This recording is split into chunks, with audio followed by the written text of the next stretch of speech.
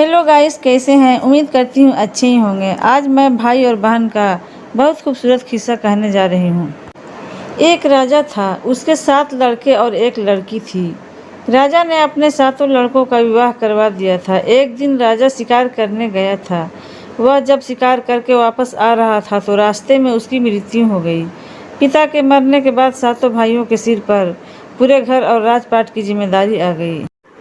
एक दिन 7 भाई काम के सिलसिले में बाहर जाने लगे। सभी ने अपने पत्नियों से बोला कि हमारे बहन को अच्छे से ख्याल रखना, इसको किसी चीज़ की कमी नहीं होने चाहिए। इसके बाद 7 भाई चले गए। भाइयों के चले जाने के बाद लड़की की भाभियों ने उसे बहुत काम करवाने लगी। सबसे छोटी वाली भाभी उससे काम नहीं करवाती थी। बाकी जो 6 भाभियाँ थीं उससे बहुत काम करवाती थी। एक दिन की बात है, शाम हो गया था। बड़ी वाली भाभी ने कहा, जाओ जंगल में से लकड़ी लेकर आओ। लड़की ने रस्सी मांगी। भाभी ने कहा, बिना रस्सी के जाओ।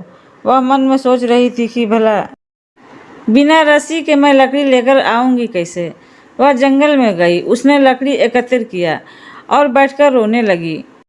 तभी एक सांप निकला। उसने लड़की को रोते हुए देखकर पूछा कि क्यों रो रही हो।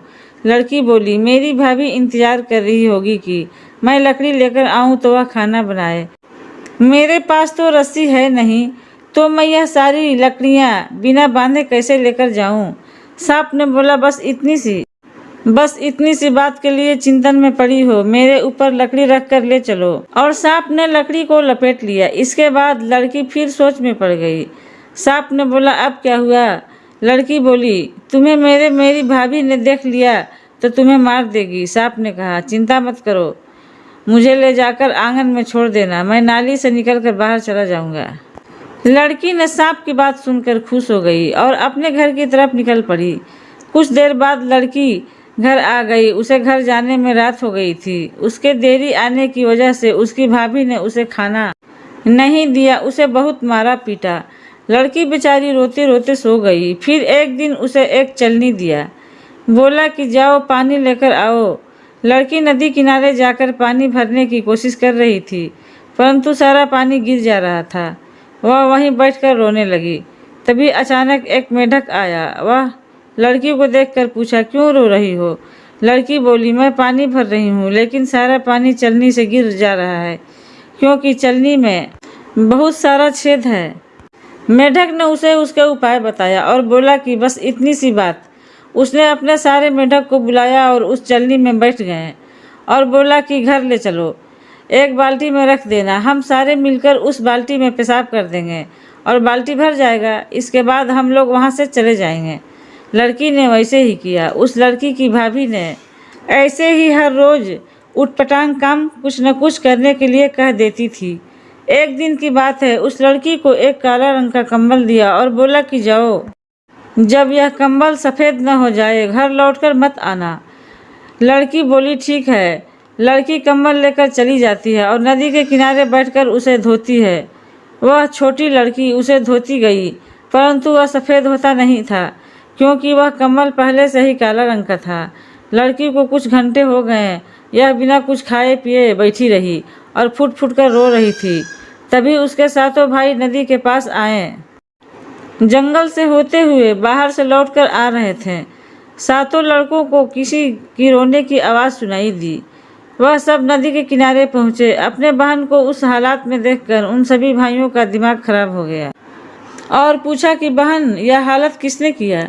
उस लड़की ने सब कुछ बताया। इसके बाद 7 भाइयों ने बहन को साथ लेकर घर गए और बहन को बाहर ही कहीं छुपा दिया और बोला कि जब हम में से कोई न कोई आए, यहाँ से कहीं मत जाना। इसके बाद यह सब कर घर के अंदर चले जाते हैं।